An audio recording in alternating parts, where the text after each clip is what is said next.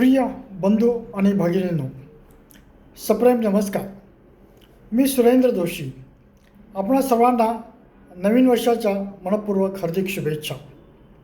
जानेवारी 2020पासून संपूर्ण जग जणू एका अंधारमय ग्रहणाच्या छायाखाली गेले आहे. या काळात अमूल्य मानवी जीव गेले, निसर्गाची मोठी हानी झाली आणि संपत्तीचेही प्रचंड नुकसान झाले. पण कोणतेही ग्रहण कायमचे नसते.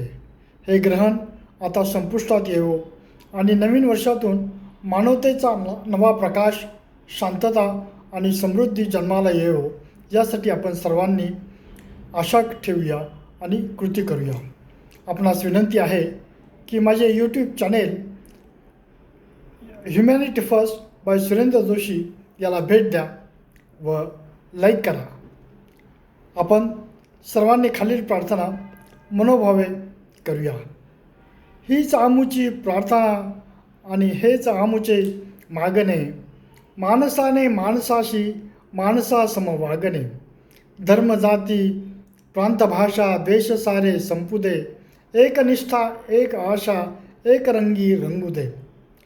मित्रांनो, मी नुकताच अंदमानचा दौरा करून आलो. तेथील निसर्ग सौंदर्य मनमोहून टाकणारे आहे, पण त्याहीपेक्षा मला भावले तेथील समाज जीवन, तेथील लोकांमध्ये असलेली परस्पर विश्वासाची विलक्षण भावना आहे. तेथे गुन्हेगारी जवळजवळ नाहीच. लोक घराबाहेर पडताना दारांना कुलूप लावत नाहीत, कारण माणसावर माणसाचा विश्वास आहे.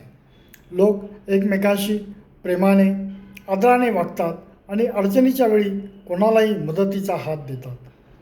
अधिक विशेष बाब म्हणजे त्या समाजात हिंदू, ख्रिश्चन आणि मुस्लिम समुदाय अतिशय सलोख्याने नांदतो.